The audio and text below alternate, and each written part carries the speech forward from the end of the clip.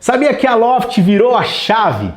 Mais que um portal, a Loft é a parceira certa para acelerar o negócio da sua imobiliária. Imagina aí ter soluções tecnológicas, comerciais e financeiras num único lugar. A Loft Mais Negócio é essa caixa de ferramentas para simplificar a jornada de compra, venda e aluguel. Mais de 8.000 imobiliárias já aceleram com as soluções Loft Mais Negócio. Quer acelerar você também? Então acesse agora mesmo loft.com.br/café ou chopp gelado.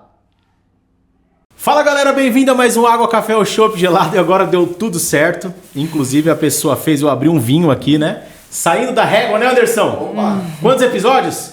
115. 115 episódios, hein? Quem diria, meu irmão? 115 episódios. Hoje a gente tá de água, café ou chopp gelado, mas na verdade tomando um vinho. Com vocês aqui direto de Cachoeiro, né? Maiara, quanto tempo, hein? Pois é, amigo. Deu certo, né? Deu. Desde 2021, mas cheguei. É, falando que vem e conheceu Itaquera. Estamos aqui. Bem-vindo ao nosso podcast. Muito obrigada pelo Fique à vontade para se apresentar para nossa audiência.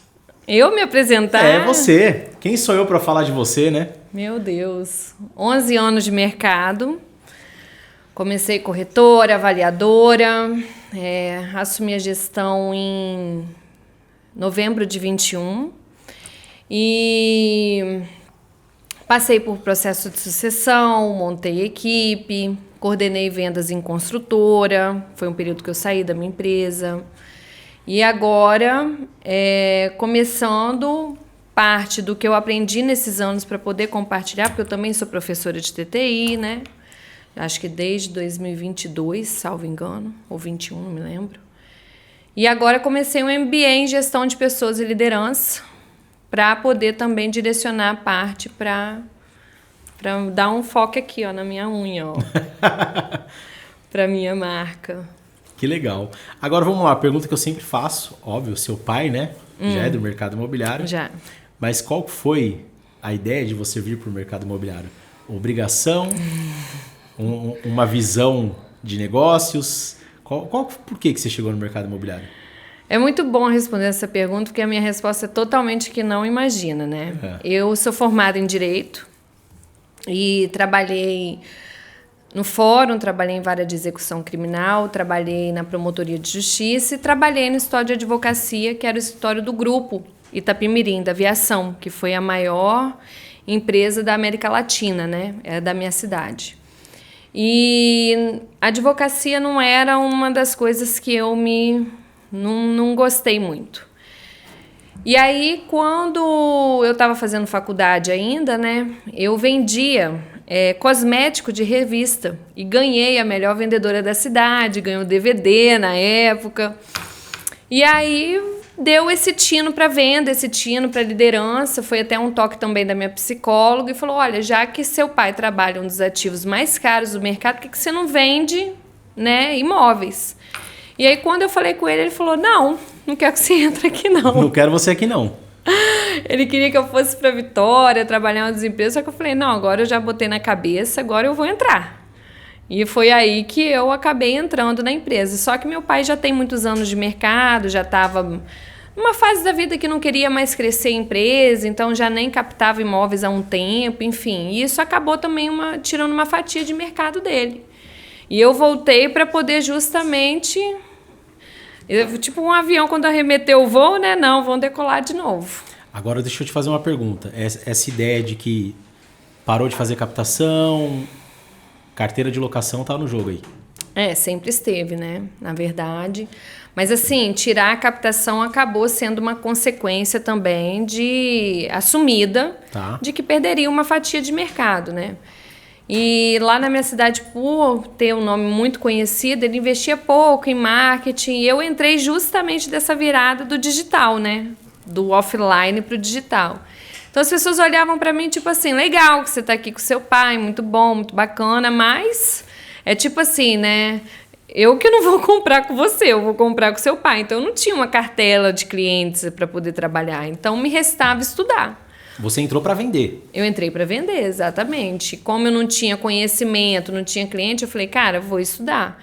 Foi quando eu comecei a consumir bastante conteúdo, conhecer bastante gente de mercado e consegui aí criando o meu espaço dentro da empresa que eu tive que criar, né? Então, assim, as pessoas têm essa ideia da sucessão e de herdar a empresa como algo que você tem já, tipo, claro que tem uma estrutura, um nome, mas isso não significa que você tem um resultado, né? Sim. São coisas bem diferentes. Deixa eu te fazer uma pergunta. Isso foi faz quanto tempo? Isso foi 2013. 2013. Você chega no mercado com uma régua alta, formado em Direito, já tinha trabalhado em algumas empresas, acredito eu, com processo, com organização bem definidas, e aí você chega no mercado imobiliário. Isso. Como que foi o seu impacto olhando um mercado que a gente sabe que é um mercado muito rico, próspero, mas que não tem um olhar tanto para processos, estrutura? Como que você enxergou o mercado imobiliário? Foi um baque, né? Porque o escritório que eu trabalhava em 2013 nem tinha processo online. Não existia. Porque o escritório que eu trabalhava, ele, na verdade, era uma filial na minha cidade, então a gente tomava conta dos processos do Norte Fluminense, no Rio, e o sul do estado do Espírito Santo, né, que é onde é a minha cidade. E o grupo Itapemirim, ele tinha 33 empresas no grupo. Então era muita coisa e todos os processos eram online, um cuidado com a identidade visual absurdo de lindo. Então, quando eu entrei, foi um baque, assim, né? Eu senti um impacto muito grande. E até hoje acho que o desafio é a profissionalização mesmo. Acho que as pessoas fazem muitos cursos, buscam muitas coisas, mas acho que ainda falta, amigo, essa leitura profissional. No fim do dia, todo mundo quer vender mais, quer isso. Só que isso não passa só por você ter gatilho ou uma técnica. Isso passa por você ser corretor de imóveis. Você tem que saber ler uma matrícula, você tem que entender de um conhecimento, contando até que muitos participantes de um processo de venda, às vezes um gerente de banco, um advogado do cliente, um contador, não vai saber ou não vai ter uma leitura de negócio como a gente tem, né?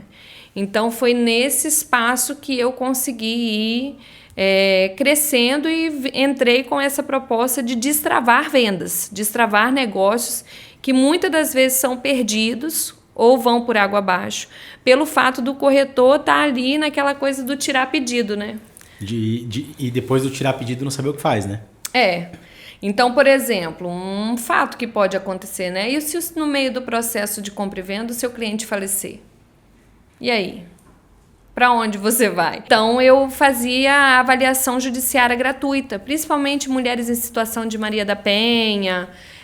Fazia muito para a justiça, né? Uma forma de também fazer um lado social do meu trabalho. Que legal. E isso também foi me dando conhecimento de metro quadrado. Inclusive, durante um bom período, o grupo foram meus clientes, o grupo Itapemirim, né? Foram meus clientes e tantos outros clientes, que isso foi dando essa visão de metro quadrado mercadológico mesmo. Perfeito. E aí você entrou na corretagem, depois você entrou na parte mais de gestão da empresa, né? Isso. Desde quando eu entrei, eu já olhei a logomarca e já falei, acho que a gente precisa mexer nisso aqui. Então, comecei fazendo poucas coisas. Por exemplo, na época o site estava começando a virar também muita procura pelo site. Ainda não era como é hoje, né? Mas, assim, estava começando a virar. Então, fui fotografar todos os imóveis, cadastrar tudo no site, melhorei o site. Aí, a gente falava muito em site responsivo, né? Que tinha que caber em todas as telas, sim. Enfim. Então, fui fazendo aí, botei uniforme, troquei uniforme. Já fui fazendo alguns movimentos de gestão mesmo. E seu pai nesse jogo? Desesperado, né? Ele me chama de trator, meu pai. Não na minha frente, mas me chama de trator, assim. E foi um desafio, como é um desafio que eu acho que é um tema legal da gente falar aqui, o tema de sucessão, né? Sim. Porque isso não tem relação só com o meu pai, isso tem relação com o fundador. Exatamente. Né? Acho que quando a gente... Mercado imobiliário tem muita empresa familiar. E acho que quando a gente fala de empresa familiar, tem essa confusão do tipo assim, o meu pai contra mim, mas não é isso. E meu pai, ele na época trabalhava boa parte da família, né, na nossa empresa, enfim. E pequenos movimentos vão gerando consequências, né? Então, assim, à medida que você vai mudando pela exigência do negócio. Então, assim, quer sobreviver, tem que mudar, não tem jeito. Porque muitas vezes o olhar interno, ele não vê o que está do lado de fora, né? E o potencial que tem para crescer. E aí, no momento de sucessão, acho que muito disso acontece, né? Tipo, tem muita coisa lá fora acontecendo que a gente que está aqui dentro não está enxergando. E se a gente não mudar, a gente pode travar esse mercado aqui, não é isso? E, amigo, eu entrei com 22 anos, né? Eu não tinha nem me formado ainda. Então, assim, quem é essa pirralha que entra aqui, quer me ensinar a trabalhar, eu que estou há 30 anos no mercado, e eu troquei a fralda dessa garota e ela agora diz que não é mais assim, né? Porque eu acabei tendo um olhar muito para fora da minha cidade. Então, participei lá do primeiro Conecta e tantos outros eventos. Fiz parte do primeiro grupo de Mastermind do Guilherme Machado, né, que foram os 10 primeiros. Fui a primeira mulher e durante o tempo a única, quando eu saí que entrou outra. Então, assim, eu acabei me conectando com gente muito fora da minha cidade. E o quanto isso foi importante para você? Amigo, isso foi importante porque isso amplia sua gama de referência, né? Então, assim, você consegue antecipar uma tendência. Porque se você já está vendo que lá fora tá acontecendo isso, a chance disso chegar aqui é uma questão de tempo. Então, você consegue ir antecipando e ampliando esse leque de referência, que eu, particularmente, para minha vida pessoal, é fundamental. Agora tem um desafio, né? Você saiu, foi ver o mundo lá fora, viu outras empresas fazendo e dando muito resultado, e aí você tem que vir para casa e falar, tem esse mundo lá fora aqui, e a gente precisa fazer. Como que é levar isso e... Eu não vou dizer convencer. Como que é essa... a gente precisa fazer isso daqui, mas a gente entende que o convencer ou impor não é o melhor caminho. Como que é para você levar a ideia e implantar dentro de uma sucessão? Amigo, liderança, isso é liderança, né? Essa pergunta é uma pergunta de liderança. Então, assim, a gente tem a capacidade, ou deveria ter a capacidade, de enxergar além do que as pessoas enxergam hoje. Por isso que quem lidera... O que define liderança? É se você tem seguidor. O que define você ter seguidor? Geralmente o resultado. Sim. Então, assim, tem uma frase muito boa do Raul Fugêncio que ele fala assim, minha empresa é muito democrática, eu escuto todo mundo e faço o que eu quero. Eu até dou ouvido, né? Você escuta a opinião, pondera os pontos de vista, mas tem coisas que precisam ser executadas e ponto, né? Faz parte. Só que é um lugar muito solitário, né? Eu tive muitos cortes, né, que foram fundamentais, porque assim, você tem que fazer escolhas e tomar decisões muito difíceis. E entender que um lugar de liderança, ele é um lugar de você dar o caminho, mas quem tem que caminhar é o outro. Então, assim, não dá para você vestir as pernas do outro e caminhar, né? Então, assim, a gente abre a oportunidade do tipo, olha, precisamos mudar e precisamos disso. Aí você encaminha, a pessoa não quer, ou às vezes não se identifica, ou às vezes, amigo, tantos outros motivos, um ciclo que se encerra, sabe? Você vê aí a Eliana, foi pra Globo, né? Às vezes não aconteceu nada no SBT, né? Mas assim, são ciclos, tem hora que a gente... Às vezes não tem um proprietário que tira o imóvel da gente e bota no concorrente, ou tira do concorrente e bota na gente e vende, né? É uma oxigenação mesmo, natural, eu acho, dos processos. Eu acho, assim, o mais importante é você sempre estar ligado com seus valores, você tratar as pessoas bem, você ter uma gestão emocional fundamental para que aquilo não se torne algo pessoal, vingativo, e que o foco seja no negócio, né? No crescimento do negócio, na prosperidade, na prosperação do negócio, e não necessariamente entre ter razão. Eu acho assim, entre ser feliz ou ter razão, eu prefiro ser feliz, né? Agora você falou uma coisa aí que a gente passou por Você falou de liderança. Liderança envolve outras pessoas, né? Viemos de ainda recente, um período de pandemia. Sim. E você falou de gestão emocional, né? Como que a gente controla muito isso? Como que a gente envolve quando a gente lidera na sua percepção? dentro de recentemente todas essas questões, como eu falei, liderança, pessoas, pandemia recente, questões onde redes sociais impactam diretamente no nosso dia a dia. Como que você vê hoje a importância da gestão emocional dentro das empresas? Amigo, inclusive amanhã eu vou participar de uma mentoria sobre isso, né? É assim, a Maiara, que é a minha marca que eu tô trabalhando, ela vem com 3 pilares, né? O primeiro é o desconstruir para construir. Então, assim, depois que a gente vai para a liderança, a gente tem uma perspectiva completamente diferente do que é ser líder. Convenhamos. Né? Assim, não é capa da Forbes. Tá, depois você me explica qual a sua perspectiva antes e depois. Não é capa da Forbes, né? Não é romântico, é um lugar... romantismo não pode ter, né? Não, isso é... É um lugar, assim, extremamente difícil, um lugar extremamente solitário. Muito. Então, assim, eu preciso colocar aqui que, além de ser de uma cidade interior, mulher, né, nova... Então, assim, são vários estereótipos que a gente vem carregado por uma questão sociocultural mesmo, né? A gente sabe hoje que esse estereótipo, inclusive, ele é biológico, né? A gente acaba julgando uma pessoa pela forma como ela se apresenta, mas aquilo que a gente estava falando um pouco antes aqui, né? Tem muita gente que tem um estereótipo X e é uma pessoa Y, né? Então, acho que assim, o primeiro ponto, que é, na minha visão, dos mais difíceis, é o desconstruir para construir. Porque você consegue construir só depois que você desconstrói o que você acha que você é, ou como deveria ser, né, para que você realmente seja. Então, assim, definitivamente você é pai de uma menina. Você tinha uma visão e hoje você tem uma vivência. Totalmente diferente, né? E você precisou desconstruir muita coisa em você para você conseguir construir o pai que ela precisa, né? Então, eu estava conversando até com o Uber sobre isso, né? A gente sair do ideal e ir para o real. Isso é muito difícil. Então, a gente sabe que é um mercado de competição, então um mercado de vaidade muito por conta disso também. A gente está falando de venda de velocidade. Seu cliente ele não vai entrar no imobiliário do lado e comprar outro imóvel. Então, assim, é de quem chegar primeiro, literalmente.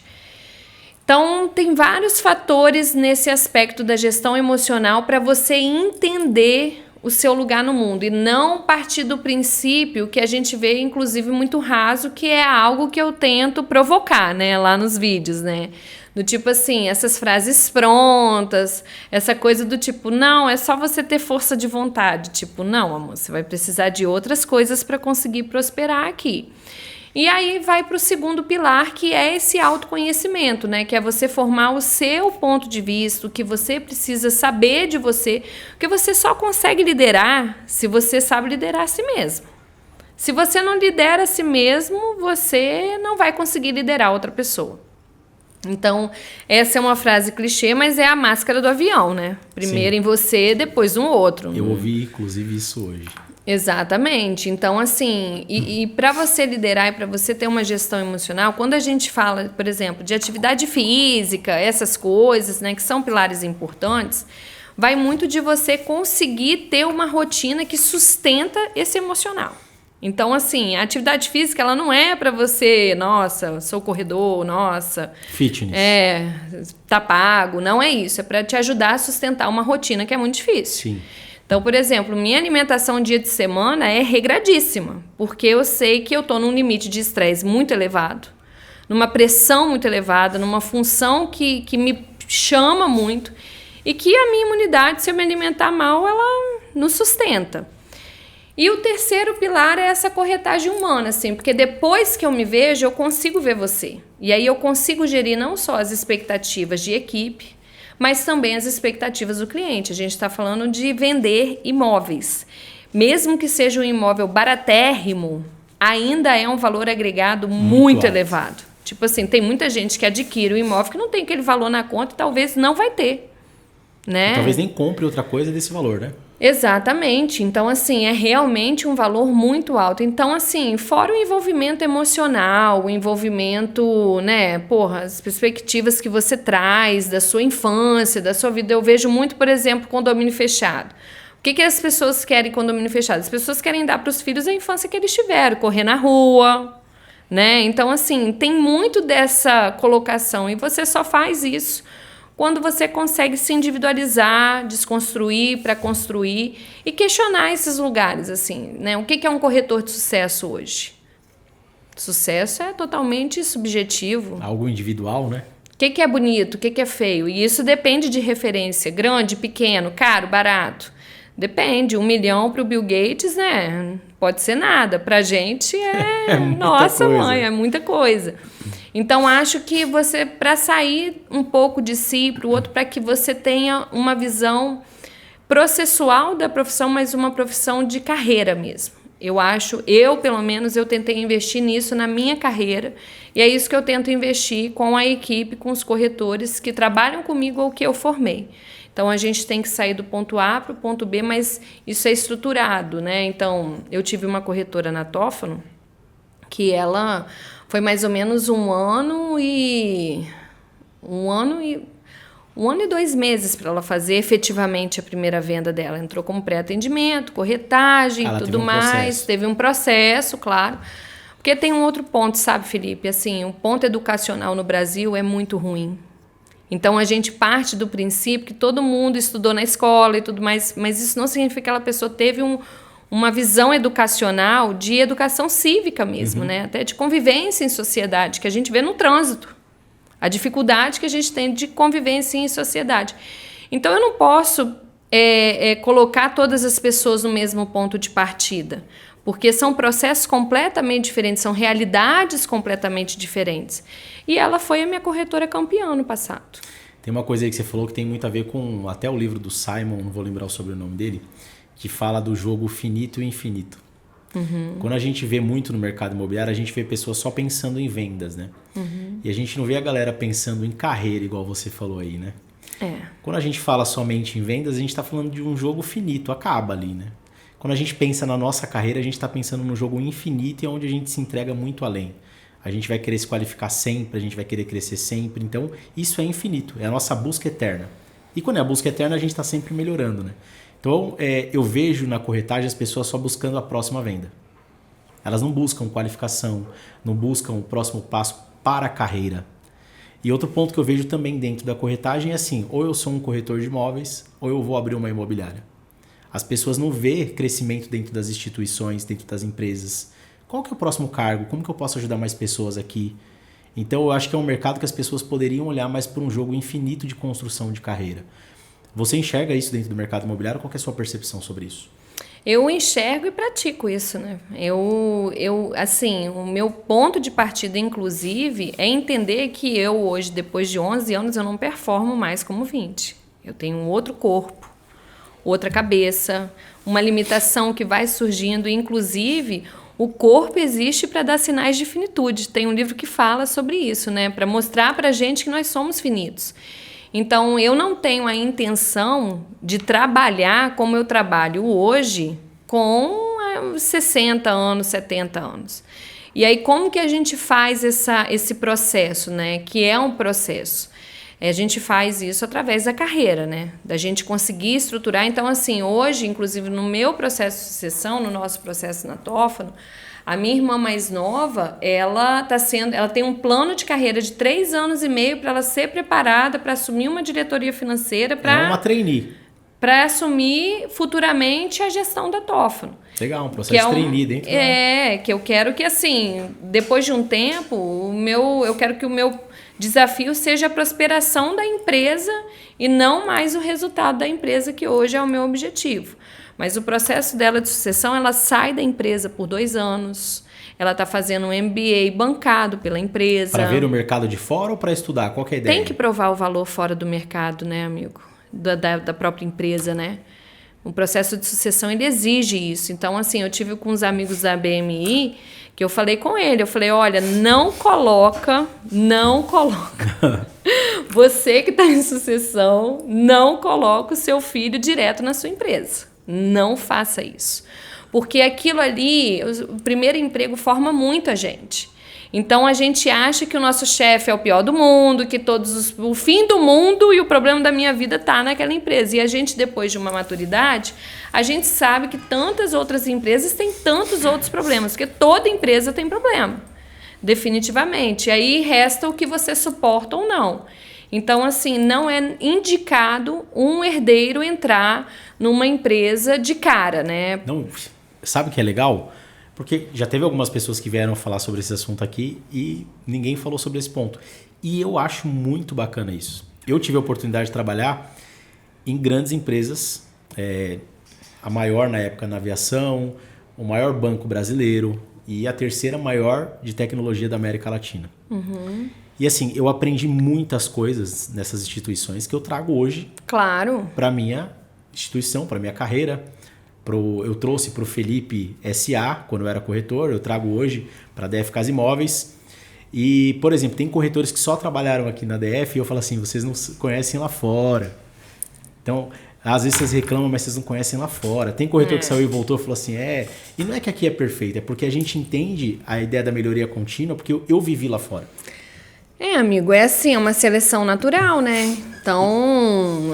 Mas quando você fala da sucessão, quando a pessoa vive o mercado lá fora, ela não vem cheia de certezas. Ela já vem com uma ideia formada de que, existe um outro mundo e eu venho com uma nova percepção para a empresa que eu vou assumir. Eu acho que isso é muito interessante o que você falou. Porque isso forma a visão de mundo, né? E visão de mundo é tudo. Se para você aquilo ali é o fim do mundo, por que referência é importante? Porque a referência faz com que você tenha seleção, que você tenha escolhas. Por isso que uma pessoa muito boa profissionalmente, ela tem várias propostas na mesa, né? E aí ela vai de acordo com o que ela entende que está alinhado com o objetivo dela. Então, parte também desse autoconhecimento, né? Parte também, então, assim... Acho que hoje, inclusive, a tecnologia, acho que cria uma ilusão muito grande nas pessoas, porque no fim do dia você tem que saber fazer. É igual o cara lá do tiro na Olimpíada. Ele é o quê? Ucraniano, né? Aquele cara que foi só com a clean de grau e tal, e o resto tudo equipado, tipo assim... A geração, por exemplo, do meu pai, a geração, acho que é baby boomer, né? São os baby boomers. Eles acabam que, assim, não tem muita conversa fiada. É o que é e pronto. E pronto. Tanto que existe uma bolha muito grande no digital de achar que o digital é o único meio de se vender. Isso é uma bolha. Mesmo que a gente pegue o maior evento de mercado da América Latina de 6 mil pessoas, perto do mercado imobiliário que tem 540 mil corretores inscritos, é uma bolha achar que aquilo ali é referência ou é mundo, né? Sim. Tem muitas outras pessoas fazendo muitos negócios que não estão com visibilidade e que estão fazendo, às vezes, muito mais grana do que quem está com visibilidade, né? Eu falo que o mercado imobiliário ele é movimentado pelos anônimos, né? Também, né? Porque, assim, hoje eu vejo, assim, amigo, montar uma imagem de sucesso é bem caro, né? É muito caro.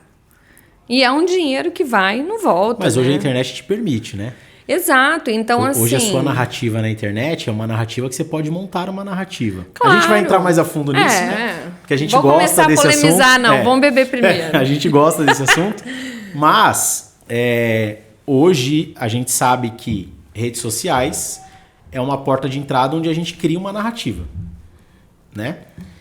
Entre ela ser verdadeira ou não, aí são outros fatos. Meu ponto de vista, ninguém é 100% verdadeiro. Nem na vida real a gente chega aqui e conta a nossa vida inteira. Vamos nem para começar as polêmicas. Mas é verdade, assim, a gente não é 100% coerente o tempo todo, porque a gente é ser humano, a gente muda as vontades. Várias vezes eu falei, não, amor, vai ser meu último drink. Daqui a pouco eu tô em casa. Entendeu? E de repente era 5h30 da manhã.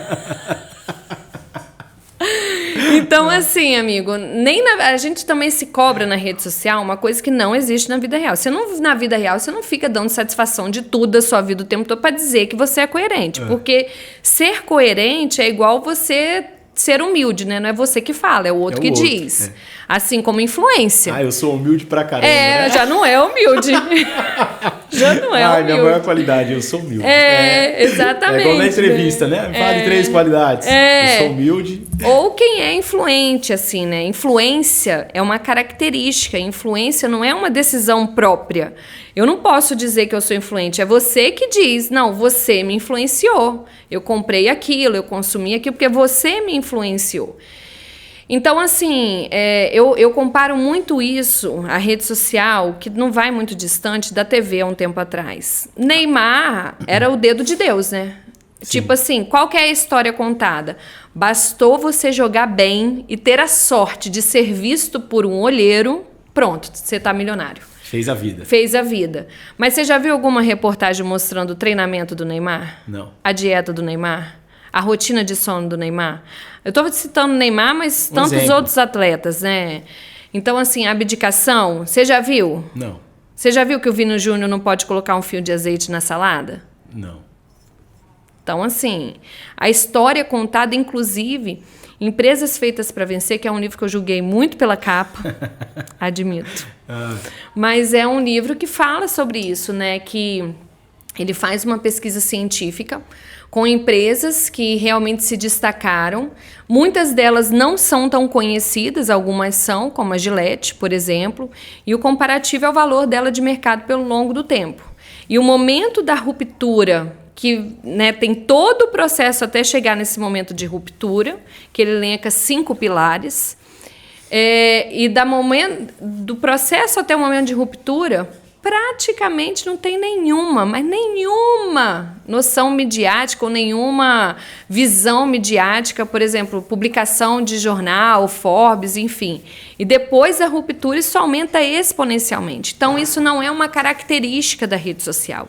Isso é uma característica midiática. Quem que não quer a bala de prata? Quem que não quer? Até hoje, inclusive, os coaches usam disso para dizer que eles não vendem isso, né? Mas porque o discurso é esse, né?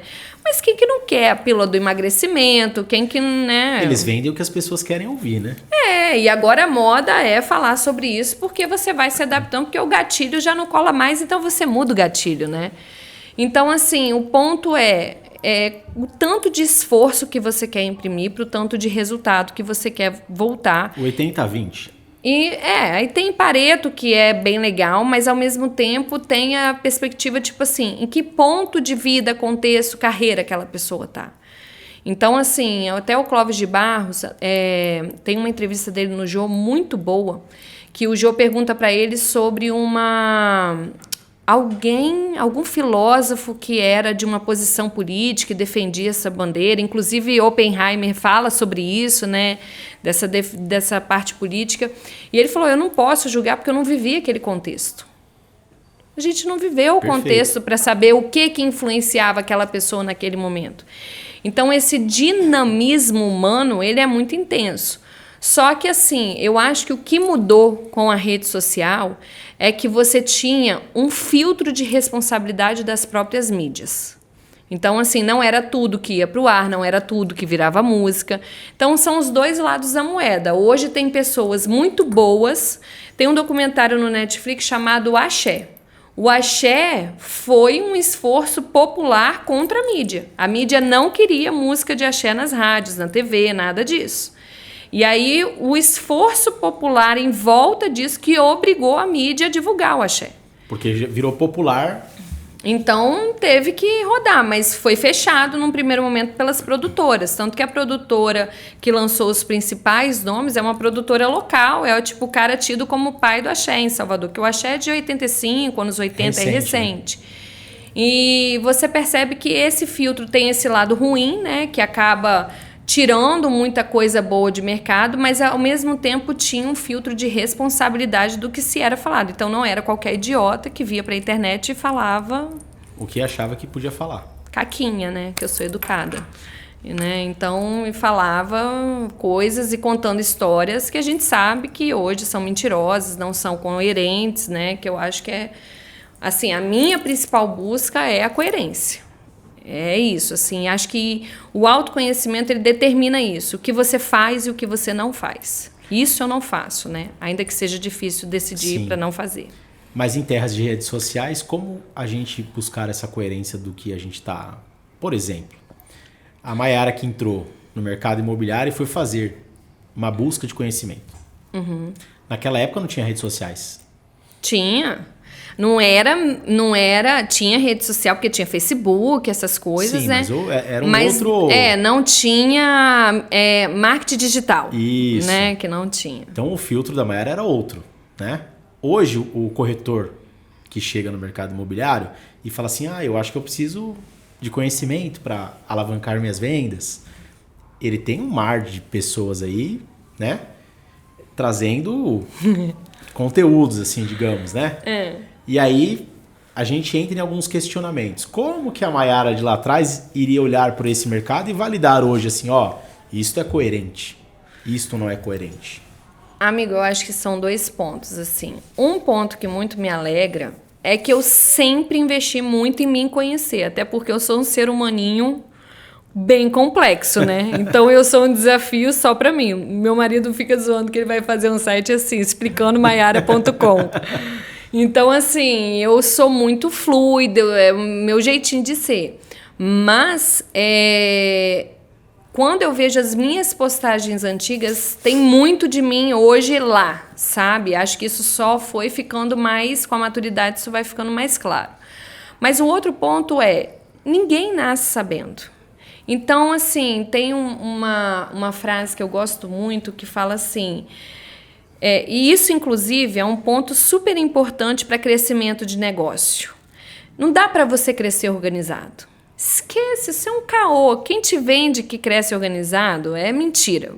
Porque a gente cresce na vida desorganizado. Você chega na fase adolescente sabendo ser criança, na fase adulta sabendo ser adolescente, você chega na gestão sabendo ser corretor. Resumidamente, tudo é um processo, sabe? Então não dá para você formar um senso crítico se você não for enganado antes por um coach desse aí, que aí você vai testar e falar, pô, isso daqui...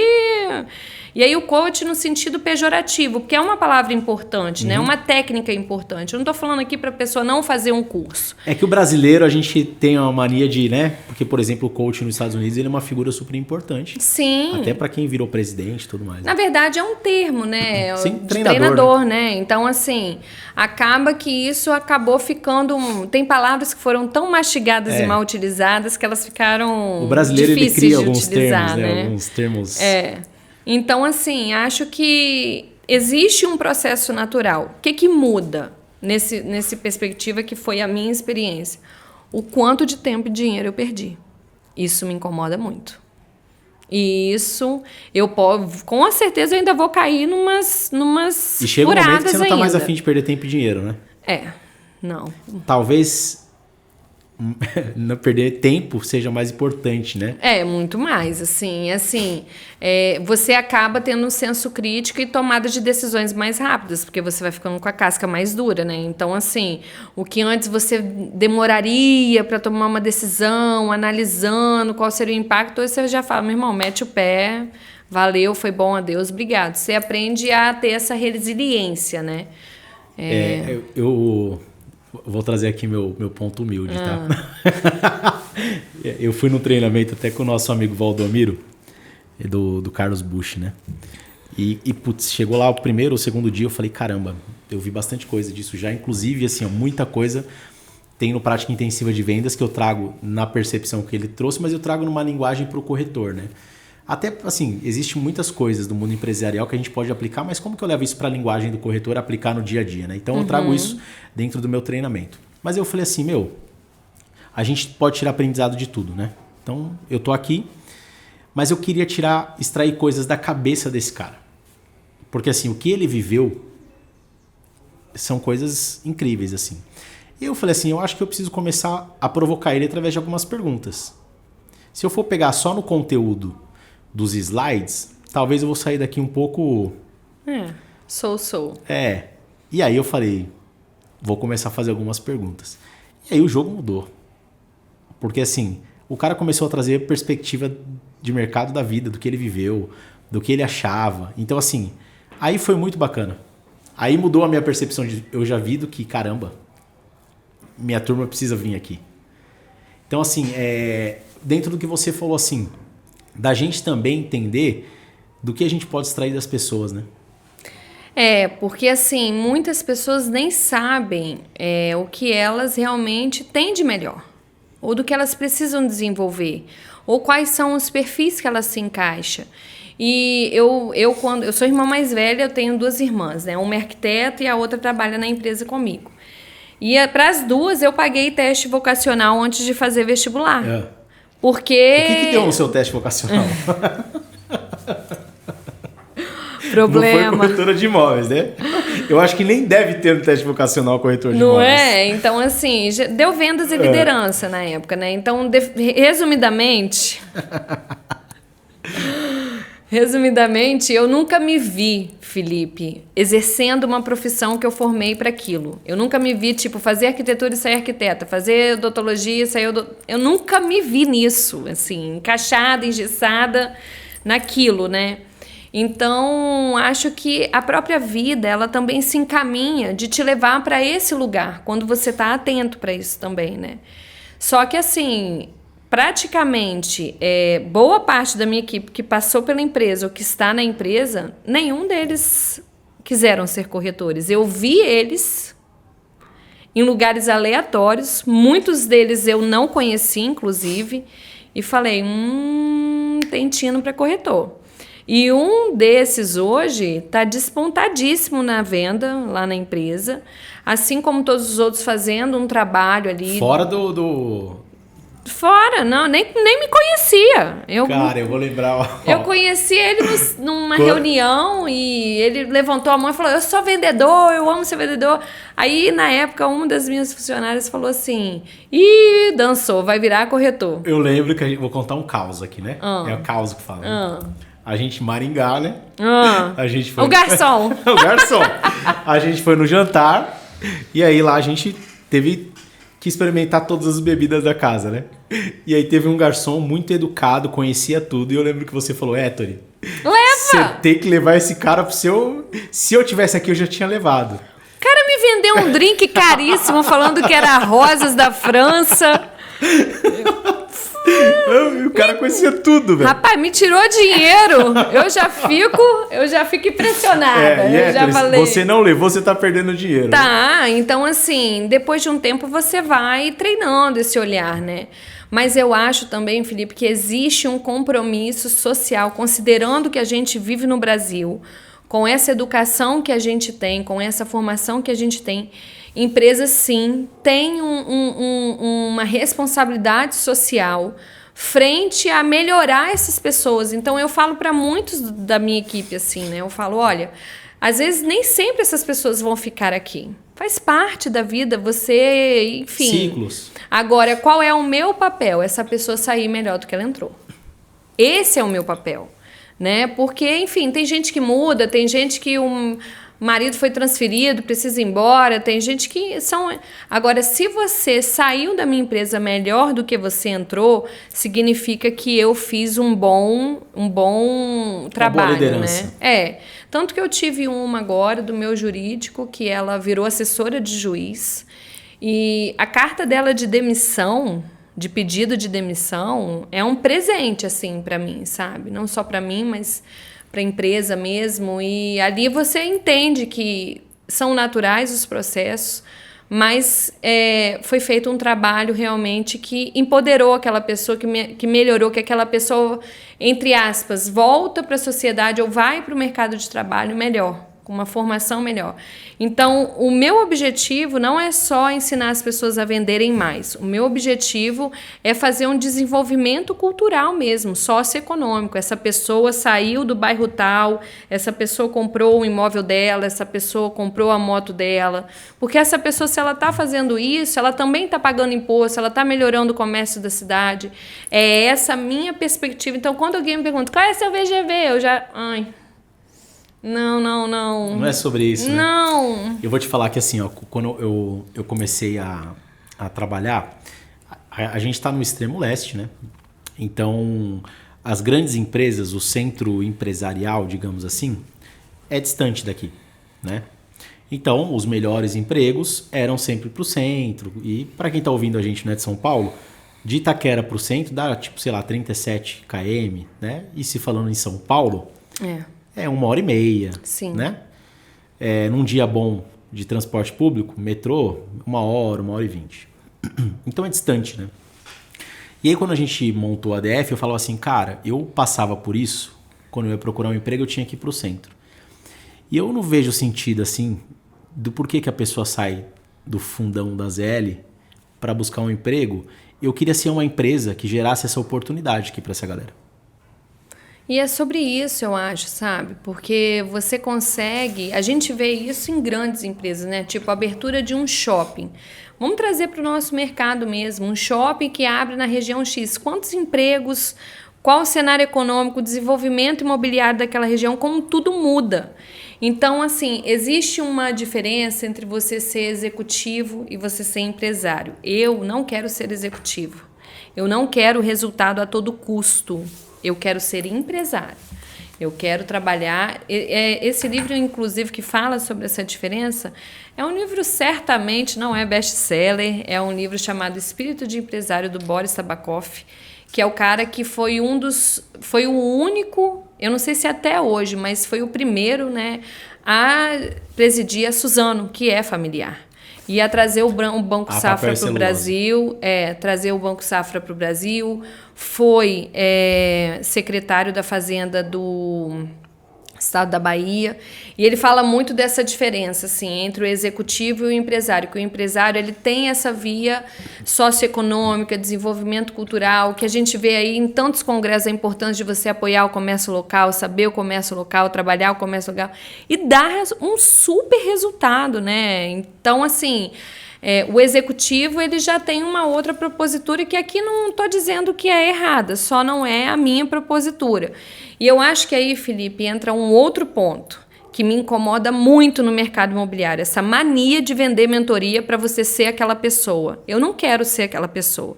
Eu não quero que a minha equipe se pareça comigo. Eu quero que a minha equipe seja mais ela. Né? E esses valores, eles têm que comunicar com a empresa. Então, faça como eu faço e tenha o meu resultado. Eu não quero o seu resultado, porque quando a gente parte até de um espírito crítico e filosófico, por que as Olimpíadas são tão maravilhosas? Porque ali a gente tem as mesmas condições de competição. Todo mundo vai enfrentar a mesma temperatura, o mesmo trajeto. Geralmente até as roupas são as mesmas, né? Até, vamos pegar aqui uma maratona. A gente vê que o material utilizado pelo atleta é equiparado. E quando a gente vai para uma vida profissional, ainda mais no mercado de vendas, tem o resultado. Mas qual é a sua condição? Às vezes eu posso trabalhar aqui, ter uma imobiliária do lado da sua, e tentar fazer a mesma coisa que você, que eu não vou ter o mesmo resultado que você. Não vou ter, porque nós somos pessoas diferentes.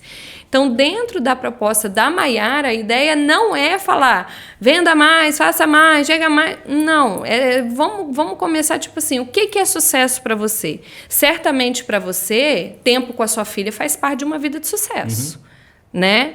E isso não tem a ver com vender a todo custo, porque... Né, dependendo, você quer trabalhar 20 horas por dia? Não, tanto que assim, aqui existe a questão dos plantões de lançamento, né, que trabalha de domingo a domingo. Tem inclusive uma imobiliária aqui do lado, que assim, os caras são frenéticos. Eu passei esses dias, era 10h30 da noite, os caras estavam abertos. E aí eu falei pro meu time de lançamento, falei assim, inclusive eu tirei o time de lançamento de um plantão, exatamente pra gente não trabalhar de domingo a domingo. Porque eu falei assim, pra mim não faz sentido. O que ele vai ter é um resultado, mas com um time burnoutado, né? Ansioso, com a saúde que certamente não vai estar em dia. E a gente já está vendo isso muito claro hoje. E forte no mercado imobiliário, né? Muito forte, porque é um mercado muito tóxico. O mercado imobiliário é muito tóxico. Na locação, então... Eu brinco que, na verdade, locação eu já falo, né? Locas são. Adorei! É isso mesmo. E é isso, assim. Então, se a gente não imprimir rotinas sustentáveis, que eu acho que é esse o grande desafio. Meu pai me zoa muito, né? Fala, você se lascou, porque eu fechava sexta-feira e era só segunda para o cara falar comigo. Então, você tinha um período de descanso.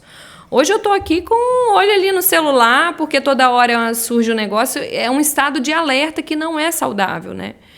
Então, assim, acho que tudo depende. E acho, Felipe, que a gente tem que imprimir velocidade mesmo, sabe? Eu dou uma acelerada, às vezes, no meu ritmo de trabalho sinistra, assim.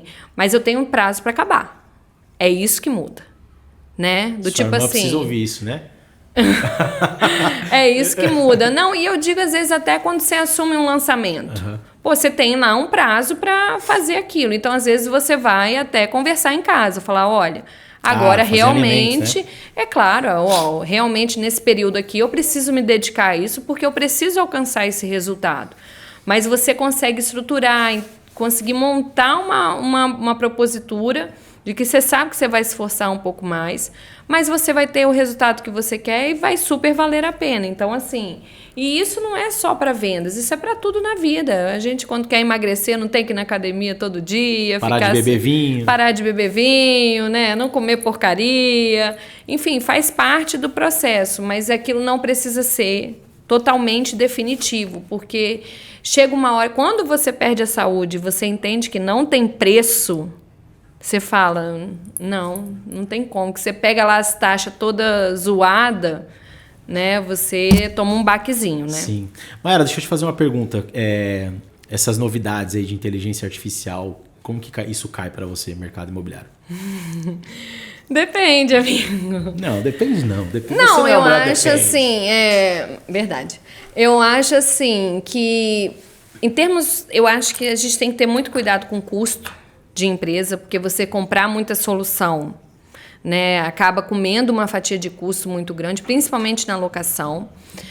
Mas acho que tem muita coisa que, por exemplo, palestra de tendência de inteligência artificial. Vender futuro. Eu não estou nem fazendo direito no presente, quanto mais ficar comprando para ver futuro, para ficar mais ansiosa. Uma coisa que eu fiz, por exemplo, foi estruturar o meu consumo de conteúdo, porque eu estava ficando ansiosa, sabe? Eu ouvia um podcast, aí depois eu já ouvi o outro e já falava, meu Deus, eu não fiz nem o passado, quanto mais esse. Então, assim, a inteligência artificial, acho que ela... Eu acho assim, amigo, eu sou do time tete a tete, né? Eu sou dessa fase aí ainda. E acho que assim, por mais que você, para qualquer profissão, por mais que você tenha técnica, conhecimento, cara, se você não tá afim de resolver o problema da pessoa...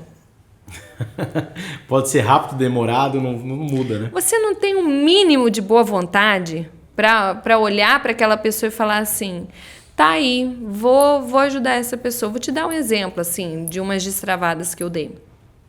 É atual, inclusive. Uma cliente que ela está vendendo apartamento, ela está bem endividada e a Caixa não permite você ter uma dívida de mais de 5%, né, do valor da venda do apartamento. E o valor dela está a mais, né? Só que ela tem mais de uma dívida e ela quita e não consegue assinar o contrato. Quita e não consegue assinar o contrato. Aí eu fui na Caixa, sentei e falei, gerente, me explica aqui. Deixa eu entender essas dívidas aqui. Ah, Mayara, é isso. Ela tem que quitar essas duas. Perfeito. Fui em um dos bancos que ela tinha que quitar. Ah, tá. O que você pode fazer por mim? Ah, a gente pode parcelar assim. Um acordo. Exato. Fizemos o acordo, parcelou. E o outro era, acho que um fiéis. Ah, então vamos lá, vamos parcelar, vamos fazer essa condição. O contrato está conforme, a gente vai assinar. Ela está super feliz, super realizada, porque vai conseguir quitar as dívidas. Resumidamente, é bom para quem compra, que já está com a expectativa de aquisição. É bom para quem vende, porque quita a dívida. É bom para o banco, que tem a dívida quitada. E é bom para mim, que vou ganhar a comissão por um trabalho executado.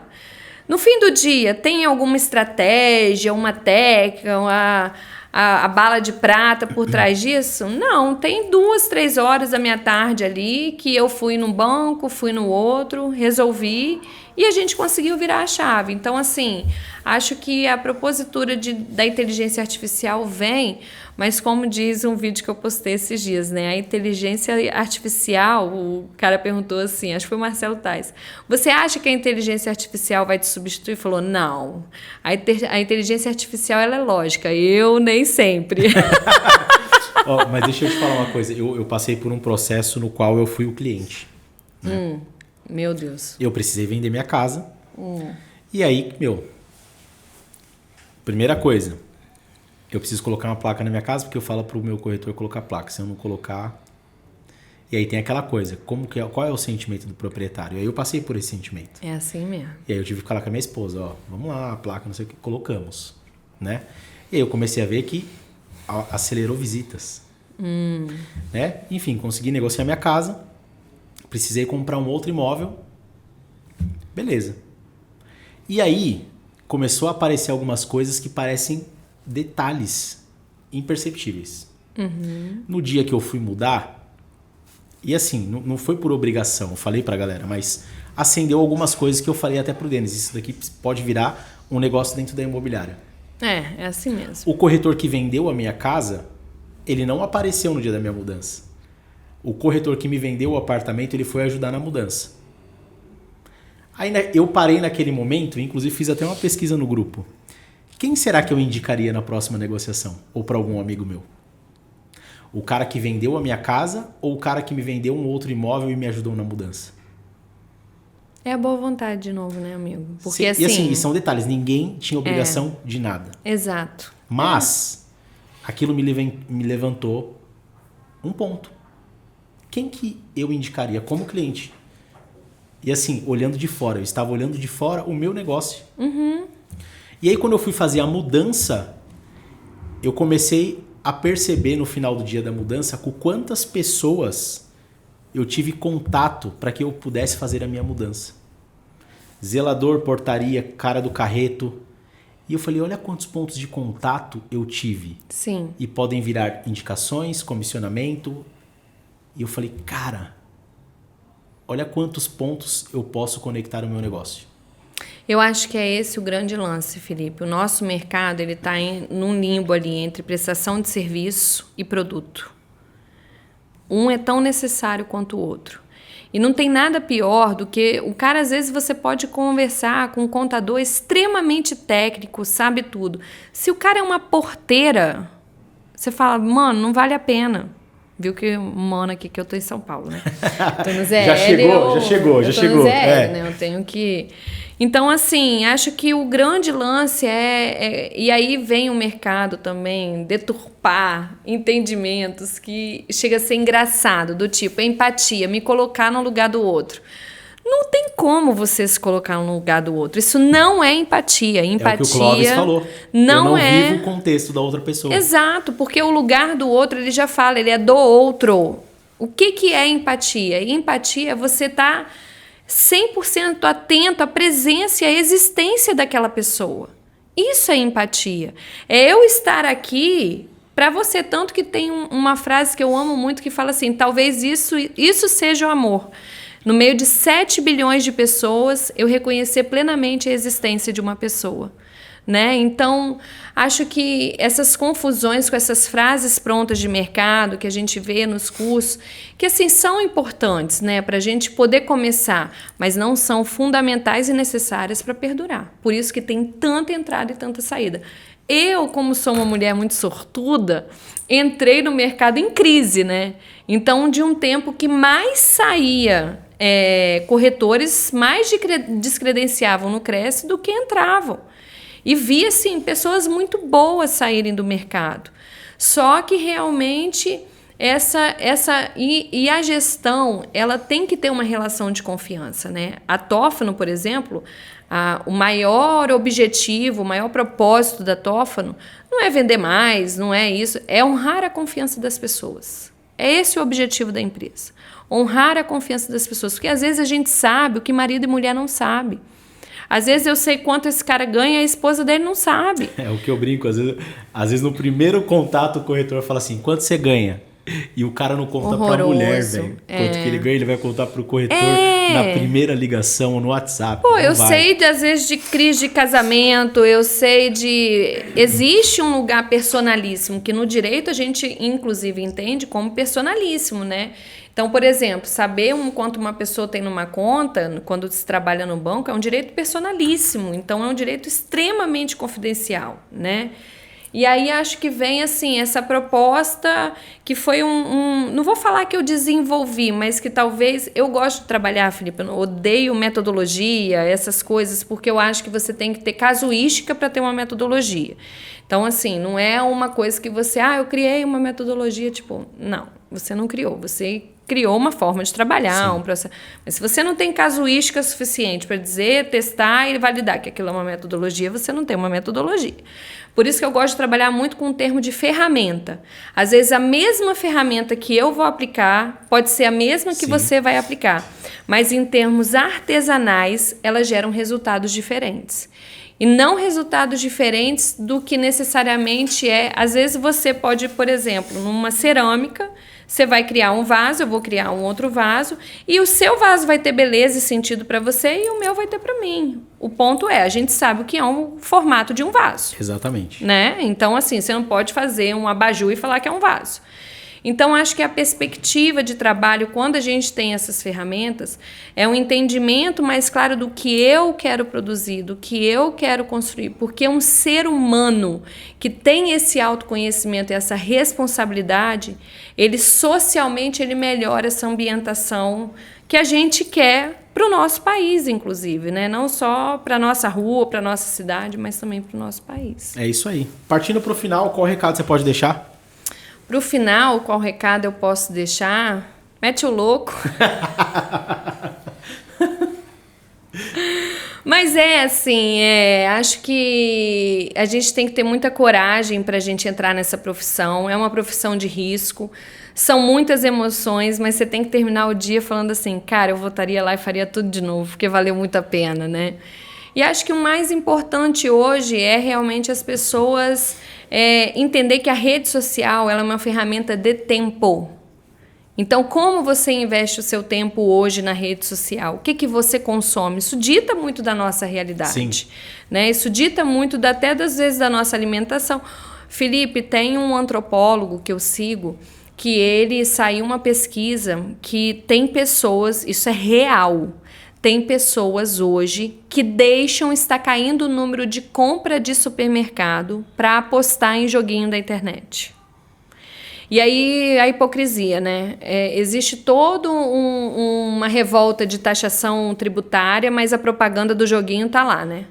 Que é onde vai boa parte, ou seja, as pessoas, tipo assim, a pessoa às vezes fala assim, eu vou comer uma pizza. Não vou não, vou apostar porque vai que eu ganho, né? Então, o cara também, tipo assim, mais de 50% dos apostadores são homens, e mais de 50% apostam todos os dias. Então, qual é o recado que eu gostaria de deixar, né? Invista, para tudo que a gente for fazer, a gente tem que fazer uma pesquisa, entender que, assim, a gente entender os processos, foi como eu te falei, né? A minha aula de bateria que eu fiz foi para eu me tornar aprendiz, porque num cargo de liderança que você está acostumado a executar, a mandar, quando você é o aprendiz, até eu tirar um som da bateria, nossa, foi um processo. Então, não se compare com outras pessoas, se compare com você mesmo.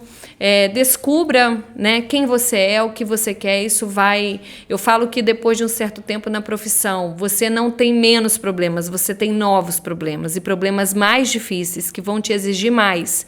E ter esse começo básico do que você realmente, da ética, da transparência, o que você quer entregar, igual no meu caso lá na Toffoli, né? A gente trabalha com essa confiança e eu trabalho destravando pessoas e negócios no mercado imobiliário. Você consegue tomar decisões em momentos difíceis que vão fazer você dormir com a cabeça tranquila no travesseiro. Então, daqui 5 gerações ninguém lembra da gente mesmo. É isso aí. É meter o louco, né? É meter o louco. Pra você, água, café ou chopp gelado? Café. Café, isso aí. Galera, mais um episódio no ar. Se você ainda não se inscreveu, corre lá, ativa o sininho para receber tudo em primeira mão. Se tiver no Spotify, ativa o sininho, não. 5 estrelinhas para dar essa moral pra gente. É isso aí. Mais um episódio no ar. Água, café ou chopp gelado, porque falar de imóvel não precisa ser algo chato. Valeu e até a próxima. A Loft virou a chave e agora é mais do que um portal. Tá procurando uma solução para acelerar a sua imobiliária e o seu crescimento? Conheça então a Loft Mais Negócio. Acesse www.loft.com.br/café ou chopp gelado.